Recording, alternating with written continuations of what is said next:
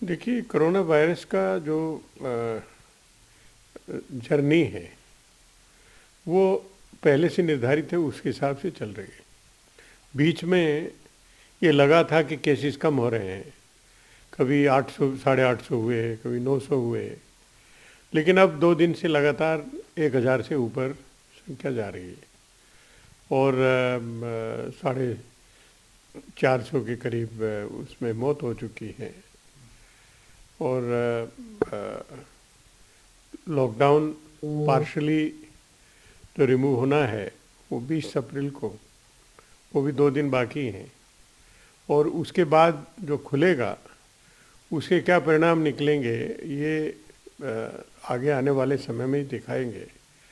लेकिन ये अभी तक जो मेन रिक्वायरमेंट है कि मास टेस्टिंग फैसिलिटीज़ क्रिएट हो, मास टेस्टिंग किया जाए, जिससे न केवल वो लोग जो कि अपनी शिकायत के आधार पर आते हैं या जिनके खिलाफ शिकायत है, जैसे तबलीग मजलिस के लोग थे, उनको छोड़ के भी जो सामान्य लोग हैं, जो विशेष रूप से जो सीनियर सिटीजन्स हैं या डायबिटिक हार्ट पेशेंट, इस तरह के लोग हैं, क्योंकि इसमें ज़रा सा भी कोई अटैक होगा तो वो सबसे ज़्यादा वल्नरेबल होगा। तो टेस्टिंग के ऊपर जो ध्यान देना चाहिए सरकार को, उसमें कहीं कमी है। और अगर टेस्टिंग व्यापक पैमाने पर कर दी जाए तो मैं समझता हूँ कि जो सरकार ने जो समय सीमा रखी है उसके अनुसार हम कोरोना पर काबू पा लेंगे। देखिए, महाराष्ट्र सरकार का ये एक सराहनीय कदम है जो उन्होंने एक गाइडलाइन जारी की है और निवेदन किया है सभी लैंडलॉर्ड्स को कि अपने टेनेंट्स को अगले 3 महीने का किराया ना ले और उन्हें इसके आधार पर अपने उस स्थान से बाहर ना करें। तो एक अच्छी बात है और मैं सोचता हूँ कि अन्य प्रदेशों को भी इसके बारे में चर्चा करनी चाहिए। गरीबों की और जो स्टैंडर्ड वर्कर्स, उनकी तो बात करते हैं, लेकिन बहुत बड़ी संख्या है जो टेनेंट्स हैं। सबसे ज़्यादा संख्या ऐसी है जो कि टेनेंट्स के रूप में रहते हैं और उनको ये विशेष कठिनाई सामने आएगी, जबकि उनका जो रोज़गार था, जो काम धंधा था, छोटा मोटा बिजनेस था, वो सब पूरी तरह से बंद है। देखिए, कोरोना वायरस का rate of doubling national average 6.2 case है और प्रेस ब्रीफिंग में बताया गया कि 19 राज्य और यूनियन टेरिटरी ऐसे हैं कि जो कि रेट ऑफ डबलिंग जो नेशनल एवरेज से कम है।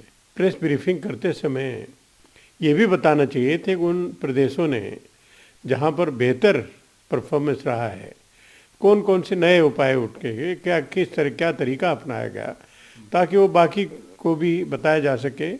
ये अवश्य करना चाहिए, क्योंकि आप इस प्रोसेस में हैं कि जो बेस्ट परफॉर्मेंस वाले स्टेट्स भी हमारे सामने हैं, उन्होंने क्या काम किया है, क्या स्ट्रेटजी अपनाई, वो भी हमारे सामने है। तो ये खुलासा करके बाकी प्रदेशों को भी एडवाइजरी देनी चाहिए।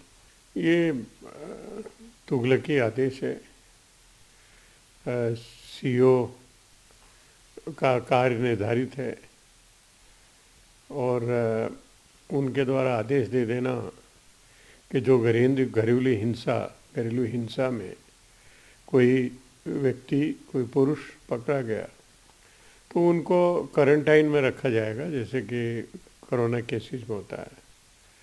घरेलू हिंसा के लिए अलग से कानून बना है, उसकी प्रक्रिया बनेगी, उस न्यायिक प्रक्रिया के अनुसार उनको दंडित कराना चाहिए, ये उनको सुनिश्चित करना चाहिए। लेकिन घरेलू हिंसा को लेकर वो कोरोना तक पहुंच जाएंगे और कोरोना को उसको लागू कर देंगे, ये मैं समझता हूँ कि सोच समझ के करना चाहिए, कहना चाहिए।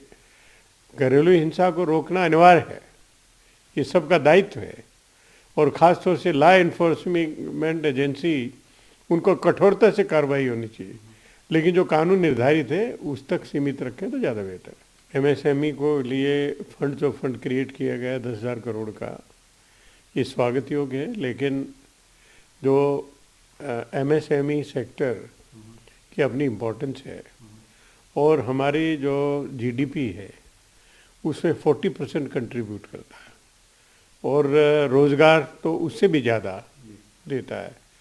और इसकी आज की रिक्वायरमेंट, स्थिति परिस्थितियों को देखते हुए इतने दिन से पूरी तरह से बंद है, तो इनको फंड्स की रिक्वायरमेंट बहुत ज़्यादा है, क्योंकि इस बीच में कोई सरप्लस फंड जनरेट नहीं हुए। वो किस तरह से फैक्ट्री को शुरू करेंगे, किस तरह से अपने इंफ्रास्ट्रक्चर को फैलाएंगे, किस तरह से मार्केटिंग नेटवर्क को आगे बढ़ाएंगे, तो उनको अवश्य ज़रूरत होगी।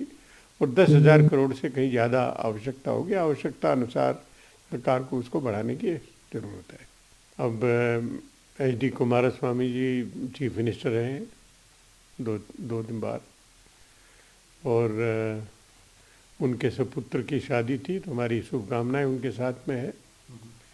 लेकिन कोरोना के टोटल लॉकडाउन के अनुसार के दौरान ये शादी करना उचित था या नहीं था, तो मैं समझता हूँ कि इसका जवाब ऐसे महत्वपूर्ण व्यक्ति HD कुमारस्वामी उन्हीं से लेना होगा, जब बेहतर होगा।